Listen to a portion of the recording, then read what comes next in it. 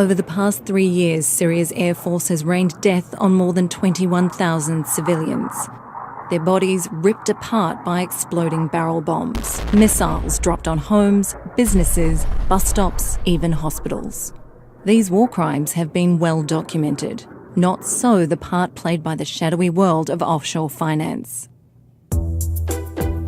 Behind the scenes, companies using offshore tax havens were accused of supplying fuel to the Syrian Air Force. In 2014, multiple governments, including the UK and US, issued bans on doing business with these companies. But now, a new global investigation has revealed that a Panamanian firm helped these companies operate as attacks in Syria continued. That firm, Mossack Fonseca, is a key player in a sprawling, secretive industry that the world's rich and powerful use to hide assets and skirt rules by setting up front companies in far-flung jurisdictions. More than 300 journalists trawled through millions of leaked records from Mossack Fonseca to expose an alarming list of clients involved in bribery, arms deals, tax evasion, financial fraud, and drug trafficking. Behind the invoices, emails, and paper trails are real victims.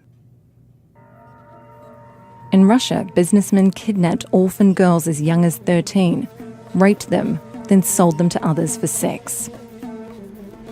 After this rape, I was aching all over. I started very much fearing men. I felt as though they wanted only one thing, only sex with me. When I was taken into a foster home, I felt as though my foster father would rape me if I'm left alone with him. One of the alleged ringleaders was a client of Mossack Fonseca's. When the firm discovered their client was a pedophile, they decided they were not legally obliged to report his offshore business activities to authorities. In Uganda, a company that wanted to sell a prospective oil field paid Mossack Fonseca to help it avoid $400 million in taxes. It was simple paperwork. The company's address was changed from one tax haven to another. In a country where 1 in 3 people live on less than $1.25 a day, $400 million represents more than the government's annual health budget. Uganda spent years in court trying to force the company to pay its taxes. Meanwhile, hospitals in the shadow of the oil field lacked funds for even the most basic equipment. Patients slept on floors. They were asked to bring their own medical supplies, like sterile gloves and cotton balls. It was a surprise to me because I expected all this equipment to be at the health center. When all these things are not there, nurses say we cannot work on you. At times, we are forced to leave and return home unattended to. Some women have lost their lives and babies.